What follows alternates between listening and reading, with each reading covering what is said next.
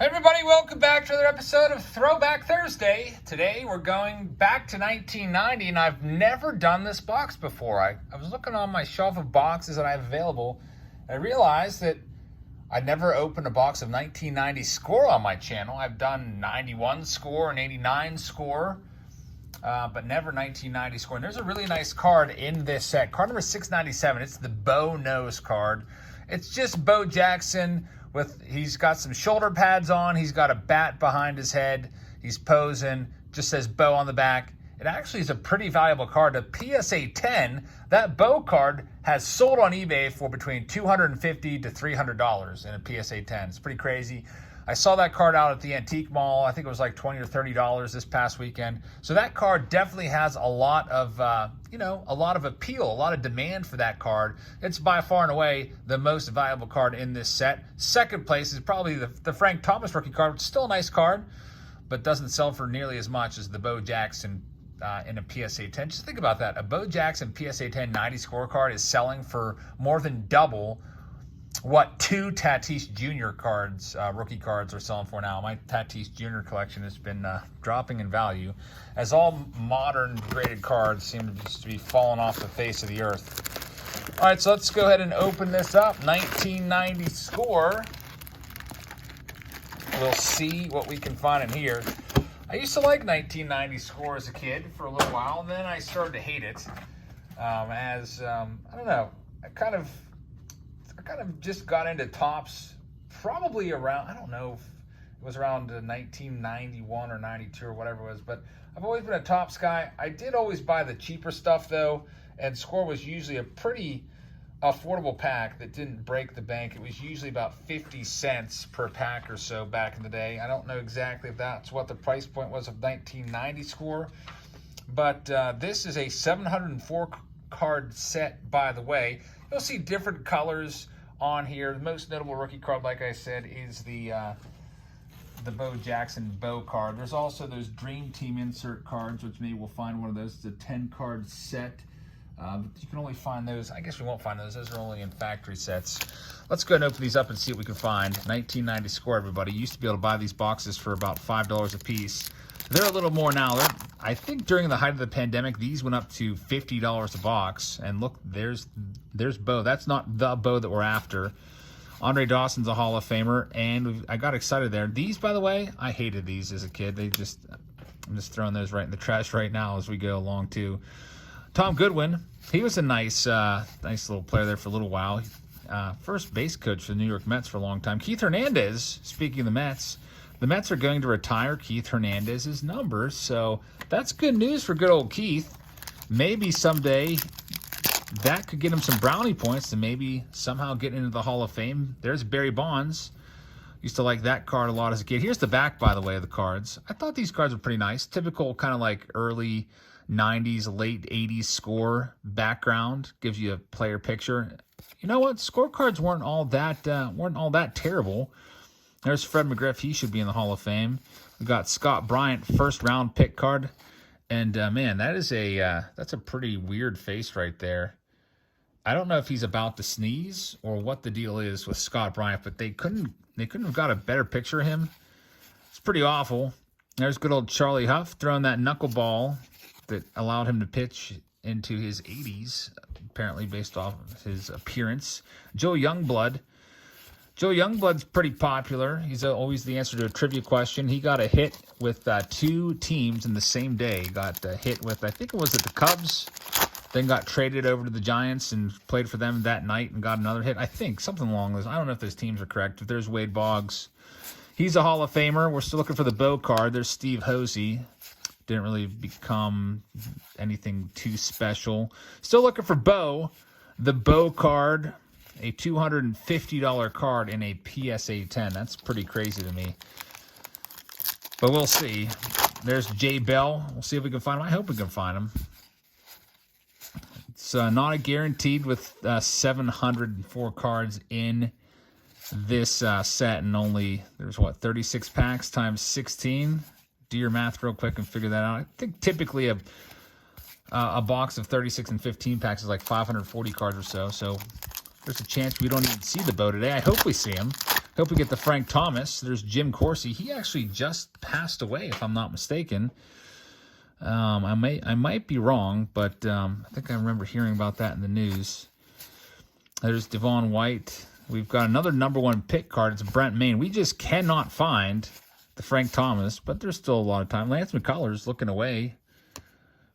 His son, Lance McCullers Jr., you probably all know of. Frank Williams looks like he's about ready to throw a palm ball there. Little change-up action. And nothing too crazy yet. Couple Hall of Famers. But the Hall of Famers from this, they're not really worth that much. Yeah, I mean, the set is 32 years old now. But the problem was they just overproduced this so much. We've got Kyle Abbott, Scott Sanderson, Scott Bales, Darrell Boston. Last time I saw Darrell Boston, he was the coach of the White Sox. Gary Carter is a Hall of Famer. And Chip Hale is a failed 1990 score rookie. All right, next pack up. Let's see what we can find in this one. On the back, we've got good old Joe Oliver. I didn't like Joe Oliver. I think I didn't like any 1990 Reds players, come to think of it, just because they beat the Pirates. Got a Cal Ripken Jr. He's a Hall of Famer, of course. I used to love any card Cal Ripken Jr. related. It might have been around this time in 1990. I started realizing he played in every single game. And you can see him building that streak right there. Never missed a game. Now, some of those games, game totals were 161 because there'd be a rain out that they didn't make up. But he still played in every single game. There's Chuck Knobloch. For a while there, Chuck Knobloch was a pretty hot guy in the hobby. A lot of people wanted his cards. Kind of fizzled out, though. Chuck Knobloch. I remember he used to have some trouble throwing the ball over to first base, if I'm not mistaken. Good old Chuck. There's Scott Coolbaugh. Kind of an interesting last name. Pete Incaviglia, which is he was a decent power hitter. Struck out kind of like a Rob Deere type with low average, lots of strikeouts, but decent home run totals. And Alan Zinter, I said Allen and Zinter, like Allen and Ginter. Greg Jeffries, hot player back around this time. Bill Buckner, he'll always be known, of course, for that terrible play in the '86 World Series. Let that ball roll through his legs. Moises Alou is a nice card. Look how skinny Moises used to be. That's his rookie card. Moises Alou, I used to look at that card and be like, wait a minute. Moises Alou was on the Pirates. Why did we let him get away? Of course, Moises Alou went on to have a great career. There's Ozzie Smith. He's a Hall of Famer. Earl Cunningham is not. Jeff King rookie card. I used to like that card as a kid. Tim Wallach. Got Darryl Strawberry. Should point out Straw. Eric Anthony, failed 1990. Well, maybe not failed, but not a great career. Tino Martinez had a very good career. And Bobby Rose is the last one there. That's our final one. Moving on to the next pack. In the next stack, we're about a quarter way through the box. We got plenty of time to find that Bo. That's the whole reason I wanted to open this, is to find that Bo Jackson. Brent Maine again.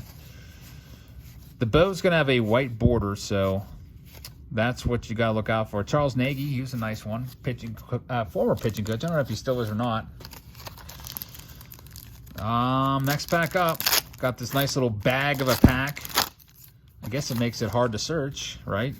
Can't rip open that plastic without it being noticeable. There he is, Frank Thomas. All right, we've got the big hurt. That is the Frank Thomas rookie card. We'll take that one and put it on the screen. Nice and centered up pretty well. I'll show you the back of it. There he is, the young Frank Thomas. Of course, the 1990 Topps is kind of like the card everybody wants because of the chance for the no name on front. It's really, really hard to find that card, though, as they corrected that error very early in the print run. But I've never pulled it. There's Dave Justice rookie card. But it's still cool to find a nice Frank Thomas rookie card. There he was, freshly drafted out of Auburn. He would break into the big leagues in 1990, if I'm not mistaken, and become a major star and a future Hall of Famer. There's Eddie Murray.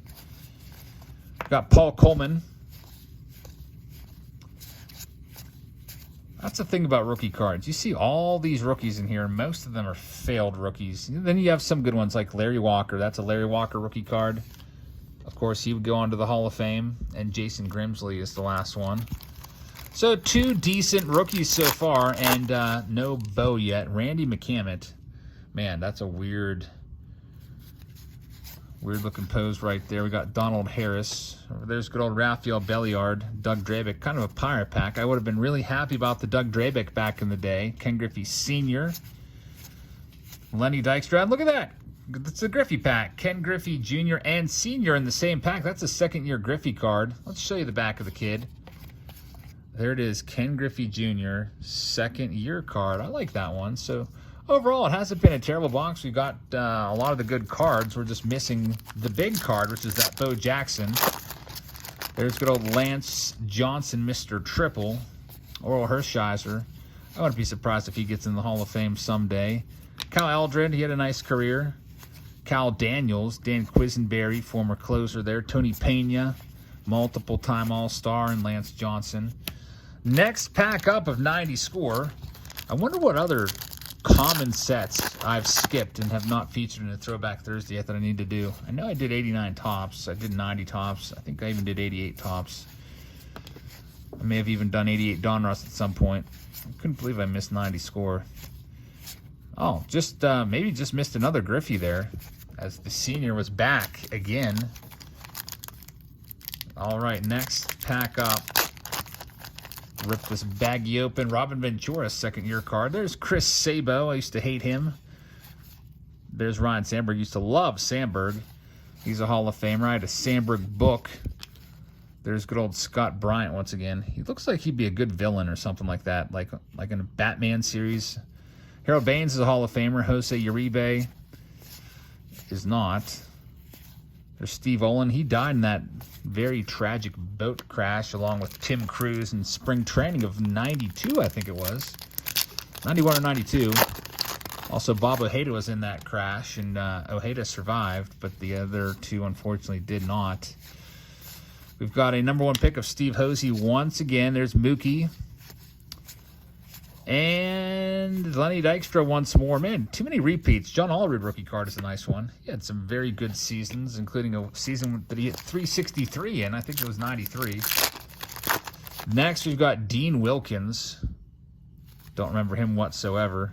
Walt Weiss again. Cal Ripken once again. Come on, Bo. Eddie Zosky. I don't want Eddie Zosky. I want Bo Jackson. I was pretty confident I'd find at least one of that, Bo. I was hoping for two. But we're halfway through the box. I'll settle for one at this point. Let's go ahead and continue on and see what else we've got in here. Darren Fletcher's on the back. There's Brooke Jacoby. And we've got a Dream. Is that? Yeah, Dream. I guess you can get this in the hobby packs. For a second there, I looked over at the Beckett there, and it said a 10-card Dream Team was inserted into Hobby Factory sets. So I thought, oh, maybe I was wrong. You can't find these in there, but it looks like Beckett's wrong. No surprise there. I'm sure Beckett has, I wonder what Beckett has the most valuable card listed at in this set. It's always fun, especially like from the early 2000s. Just grab yourself a Beckett Almanac and see what the most valuable card is. It's probably going to be like a Jeremy Bonderman or some crazy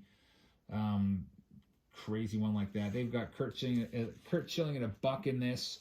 They've got Frank Thomas at $2, Mark McGwire at $1, Roger Clemens at $1, Nolan Ryan at $1.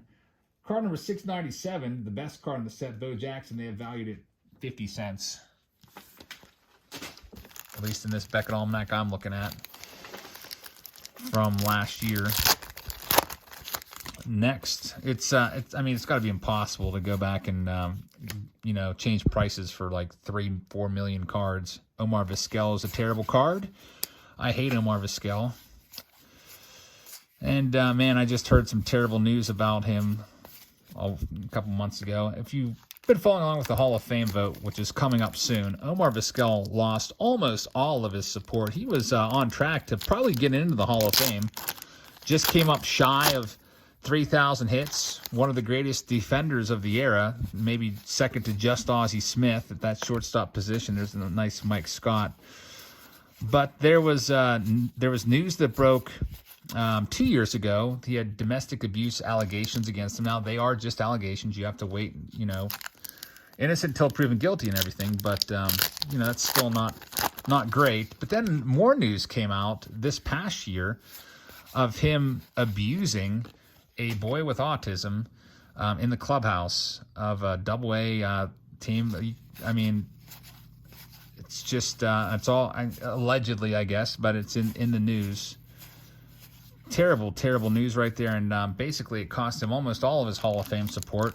He went from about 50-ish something percent. He was trending towards that 75%. Probably would have been pushing, getting in there this year. There's a nice Kirby Puckett Dream Team card.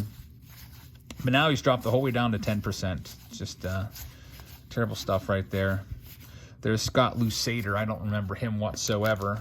Cannot find the Bo Jackson whatsoever. There's Billy Hatcher. I never liked Billy Hatcher, even though he was a Pirate. I don't know what it was. I thought of him maybe as a trader because he was with the Pirates and then went to the Reds. This is kind of a cool card, the 1989 World Series card. There's good old Dave Henderson on the card. It looks like Jose Canseco there, maybe 33. Connie Lansford and Ricky. That's a cool card right there. Score 90 had some nice cards like that one. There's Burt Blyleven with the tongue waggle. Maybe that's a confidence thing. Gives him the extra adrenaline he needs to toss that disgusting curveball in there. Kevin Moss. Man, everybody wanted Kevin Moss cards back in the day. He broke into the big leagues, hit 21 home runs. Everyone thought he was going to be a major star. There's Will Clark. It's the NLCS Will Clark card. Will Clark was a great player. Just a little bit shy of the Hall of Fame, but a great, great player. There's Neon Dion. Deion Sanders. Those are some pretty nice cards right there. Deion Sanders was a nice one. Kevin Moss was a nice one. Dean Palmer. Those were all nice cards back in this era. Not so much anymore.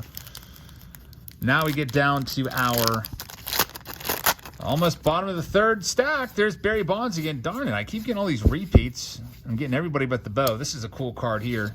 Lights out Candlestick Park at 5:04 p.m. on October 17th, 1989. There was an earthquake that hit during the World Series. It tells you all about it right here. Kind of a really cool story. The focus of the sports world was on San Francisco on a balmy 82-degree day as millions of people the world over waited in front of their TV sets to watch Game 3 of the 1989 World Series. Most of the crowd of 60,000 were in their seats eager for the pregame ceremonies to begin. Suddenly, at 5:04, Candlestick Park shook, trembled, and swayed for 15 seconds. The second most powerful earthquake in U.S. history had struck Northern California with stunning force. Fortunately, there was no panic or injuries. 30 minutes later, Baseball Commissioner Fay Vincent wisely called the game, saying that our modest sporting event is unimportant now.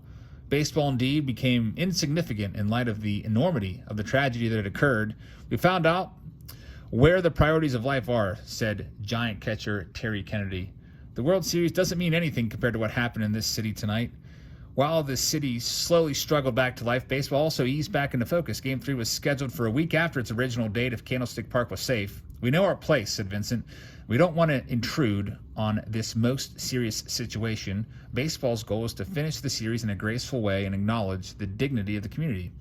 After more meetings, San Francisco Mayor Art Agnes and Vincent agreed to delay the restart of the World Series until Friday, October 27th. It was the right decision, said Athletics manager Tony La Russa. There should have been a break, but we're professionals, and if we can help people put this behind, that's fine. That's the way it should be. If any good came out of the disruption of the 89 World Series, it was the realization that the new commissioner of baseball was his own man, a man of integrity and strength. He had faced his first major problem and handled himself with grace and wisdom and had not rushed to any hasty decisions. Man, that's kind of a weird last paragraph. They're really talking up Fay Vincent. So Score, I guess, wanting to be in Fay Vincent's good graces. I guess Vincent lasted for what, like maybe 2 years? He didn't last that long, as Bud Selig was waiting in the wings and took over not long after. There's Mitch Williams, Dream Team card. Mitch Williams. I don't know if I'd put him as my closer for the Dream Team. Probably Dennis Eckersley from this era, right? Dennis Eckersley had some crazy lower. I think he had an 061 run average. I don't know if it was this year, but if we find Eck, we'll look at the back of his card. Lee Smith, a very good one. Mitch Williams, Dream Team, 276 earned run average, 81 innings, 67 strikeouts. Those aren't even crazy strikeout numbers. I guess for that era, it's acceptable. There's Mo Vaughn, good old Maurice Vaughn, who would go on to become known as Mo Vaughn. And Mo was the MVP of baseball, or of his league in 1995, I think, right? Was he the American League MVP in 95? Because he must have been, because Barry Larkin was the National League MVP And we still can't find this Bo Jackson. I'm starting to get a little bit worried. I wanted to find the Bo. I keep finding Joe Oliver and the likes of him.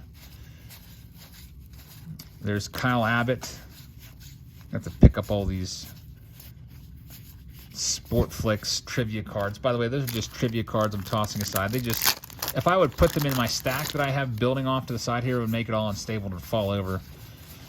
There's Chuck Knobloch once again. Frank DePino. Nice card right there. I like Frank DePino. Opened a box of 85 tops with him once in a video. He's a cool dude. Has lots of great stories. There's Greg Vaughn. He had some good seasons. Big power bat. There's Ben McDonald. Barry Larkin, I just talked about him for a second. Ben McDonald was a guy that everyone wanted his cards, and he was another kind of failed super prospect. You know, he had some good seasons. He was decent, but not a superstar. Greg Gore. Looks like a deer in the headlights right there. There's Bobby Bonilla.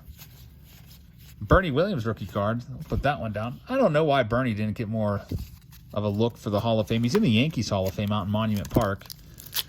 But Bernie had a great career. Guys like Andrew Jones getting long looks for the Hall of Fame. Andrew Jones like 50%. Bernie Williams, though, just falling off the ballot. He's got all those World Series rings and everything. I don't know if I agree with that. I think he at least deserved to stay on the ballot a little bit. Same with Carlos Delgado. Another guy that I think should get some more respect. And also Fred McGriff. I don't know why Fred McGriff's not in the Hall of Fame. There's Tyler Houston, Rick Reed. Oh, I've lost all hope, folks. There's only one pack left in this Bo search. All right, 1990 score, final pack. Can we get some last pack magic and find the Bo? And nope, we got a #1 draft pick card there of Kiki Jones, looking all smug. All right, everybody, that's a box of 1990 score. Unfortunately, we did not find the Bo Jackson. That's what I wanted to find. If you haven't seen that Bo yet, I'll put it in the thumbnail, I guess, so you can see what it looks like. And we did get a couple nice cards, but overall, I would give it a disappointing shoulder shrug, I guess. We didn't find it. But that's 1990 score. We'll have an auction a little bit later tonight. Hope you can join us for that. Hope you guys have a great rest of your Thursday, and I'll see you all tomorrow. Good night, everybody.